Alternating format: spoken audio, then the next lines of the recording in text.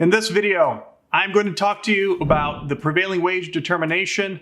This is the first step of the H-2B process, and the first official day of the April H-2B cycle is today, Monday, November 1st. So here's some fresh tips. If you watched the H-2B series that I put out with Trent Williams, some of this will be old hat, but some of it will be new. So see you after the bump.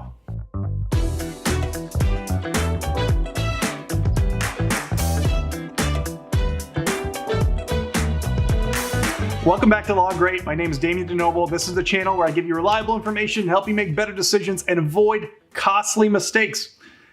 Today is the first day that you can file your prevailing wage for the April 2022 cycle.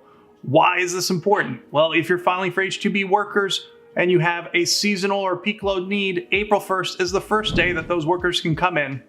You don't have to file your prevailing wage now, but because this is going to be by far the busiest H-2B application season ever, as was this past season that just ended, as was the season before that, as was the season before that. I think it's in your interest to file as early as possible. I'm filing the entire batch of employers that's under my law firm at Frontier Tech Law today, okay? And to do that, I've prepared several things for them. I've prepared a list of standard occupational categories, or SOCs, that they might file for their workers under. So you might file for, let's say, a helper carpenter. You might file for a general laborer. You might file for a helper cleaner. You might file for a cleaner. These SOC categories can be really important in determining your prevailing wage. I've then prepared a list of all the possible counties that employer might want their people to work for in April. Maybe their contracts demand it. Maybe they have some prospective contracts that aren't signed yet but are likely. I've gone ahead and gotten a list of all those counties because those counties are going to need to be included in the prevailing wage Appendix A, which is where you add the other metropolitan areas that you're working inside of, during the April cycle, apart from your primary one.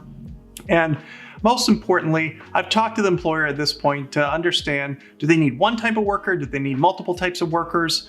So that, we can decide, do we need to file multiple prevailing wages, one for each of that kind of worker? If I'm working with staffing companies, this is the time that we're really talking about, hey, you have client A, client B, client C. Client A, B, and C have different workers that they need. You really need to, be thinking you're going to be filing multiple prevailing wages, and down the line, you need to be thinking, I'm going to be filing multiple certifications.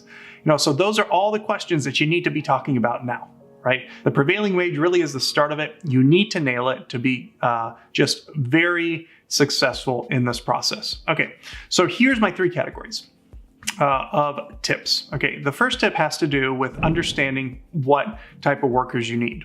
You might have in your head a type of worker that you need for your business, but you might have never actually looked at the standard occupational category charts, okay? One thing you should do is you can look on the Department of Labor site for what categories of workers in your industry were successfully certified in past cycles. There's a chart the Department of Labor puts out in Excel form, and one of those columns shows you the categories that were approved. Match the category to the actual job description, to whether it was certified or not, and you can get a pretty good idea of if the type of worker you're looking for is a good idea to file for because it has a high success rate, or it's a bad idea to file for. Maybe it's never been filed for before, or it's rarely filed for and it's been denied. Okay, so that's tip number one. Know your SOC categories and check them out from prior cycles. Okay, tip number two. Understand that if you are filing for many different workers, you might have to file multiple prevailing wages. Or if you are filing for workers and it's unclear if they are general laborers, in let's say a helper carpenter category, for example, or they're just general laborers, you might want to try to file two different prevailing wages because depending on where you are in the country, those might come back differently.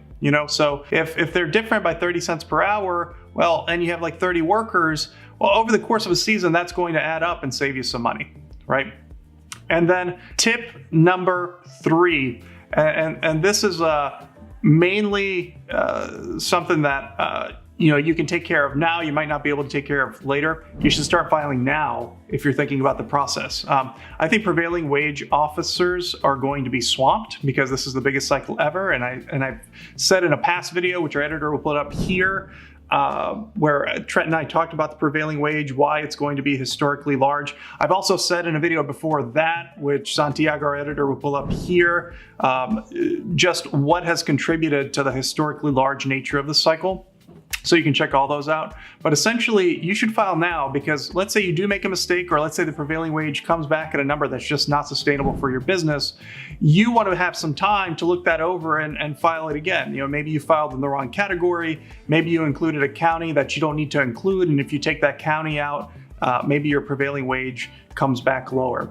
In any case, those are some 3 tips. Good luck to everybody in this cycle. I know we're psyched about it here in Frontera Tech Law. And if you have any questions, my number and my email are on the screen. You can set up a free H-2B consultation for your business down at the Calendly link in the description. And I just wish you all the luck in this April cycle.